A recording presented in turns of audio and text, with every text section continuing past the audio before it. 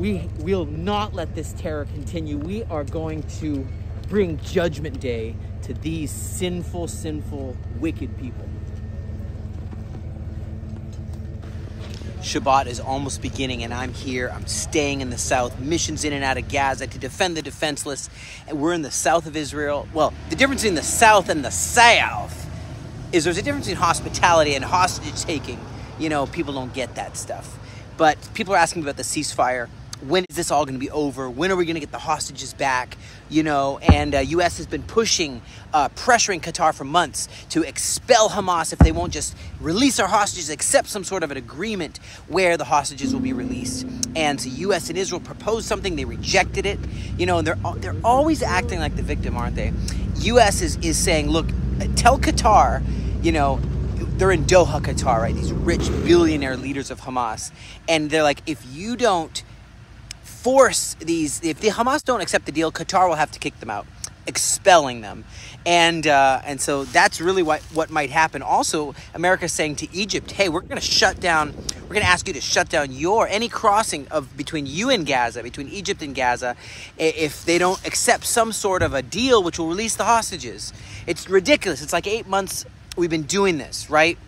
There's no confirmation if it's even effective, this pressure, if Hamas even cares. You know, what's going to happen, I don't know. But I just wanted to say Shabbat. You know, on Shabbat, I'll usually do a midrash. You know, a drash. It's like a little sharing of something from the heart. And the word is contentment. Yeah, contentment is a valuable virtue. It's so important for your life. You got to remind yourself and just say, I am content with what God has given me. Doesn't mean you become complacent. Doesn't mean you give up you don't stick with the situation. You don't give up on the hostages. No, but you have to know that what you have, you're content with. You know, it's the opposite of dissatisfaction. I look at Gaza and I look at all they had. Fancy houses. I showed that in one of my other videos. You could check it out. Beachfront property. I mean, so much money. I'll get into that.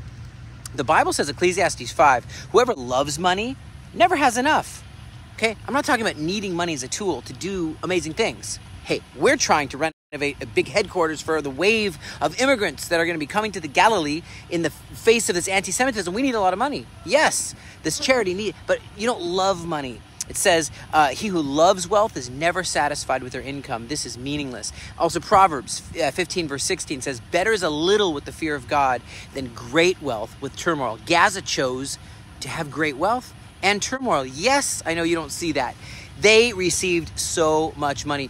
But before I get into that, Israel's gone through these lessons time after time again. You remember we were in the wilderness. We said, we don't like that manna. We want better food. We want to go back to Egypt. You know, we need different stuff. And then we want the fish of Egypt. And then we had these quail.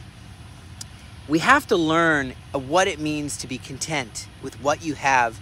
I look in Gaza, and here I'm going in these missions, and I see the beautiful beaches.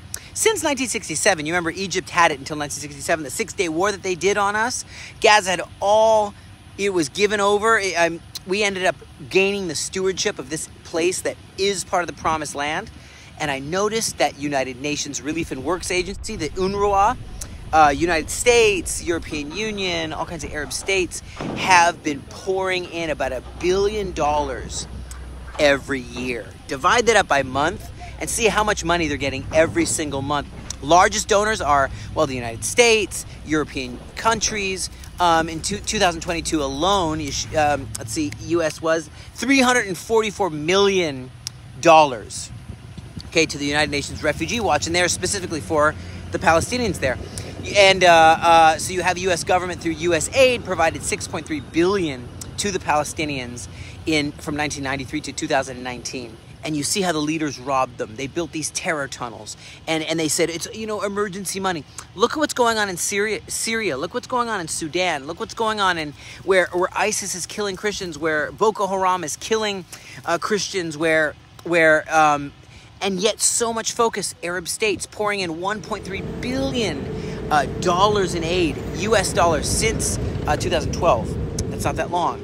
And we get this from all kinds of sources that I was able to research and get you this information. You can check these numbers. Hamas is they're corrupt. And they're saying, you know why we don't accept any deals? We want to use our people as human shields. We want to take your people and use them as human shields, the hostages, and we want Israel to completely just give up, completely, leave Gaza and never come back. And that's all we'll accept. This is ridiculous. And you know what? I hear these students, and I feel bad for some of these students that are chanting in affirmation of these terrorists. And they're saying, from the river to the sea, Palestine will be free. That's the entirety of Israel. They need new chants. In Iraq, what's that group, the Islamic group, the jihadist group, called the Badr.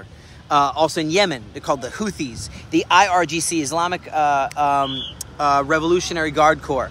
Okay, here's a chant they could use. The Badr, the Houthis, the IRGC. We don't want your ideology. You love bondage. We want to be free. Let us alone. Let us be. Here's one. Boko Haram is al-Din al-Qassam. The God of Israel ain't the God of Islam. What about this? Stay free, free, free Israel. Stay free, free, free Israel. Free Gaza from Hamas. Free Gaza from Al-Qassam. Free Gaza from Jihad. Free Gaza. We're really here to free Gaza, let me tell you what. You can see us standing here. We're not gonna disappear. And as we reach the day 45 of this Omer count, we're getting near. How many days do we have left until Pentecost? It's a 50-day count, my friends. We're going through these obstacles. We have a heart full of gratitude, a heart full of contentment, and a heart full of thankfulness that we have our limbs, that we're still alive. We say, God, you're our hiding place. You will protect us in times of trouble with songs of deliverance. Psalms 32, verse 7. So God bless you and Shabbat Shalom.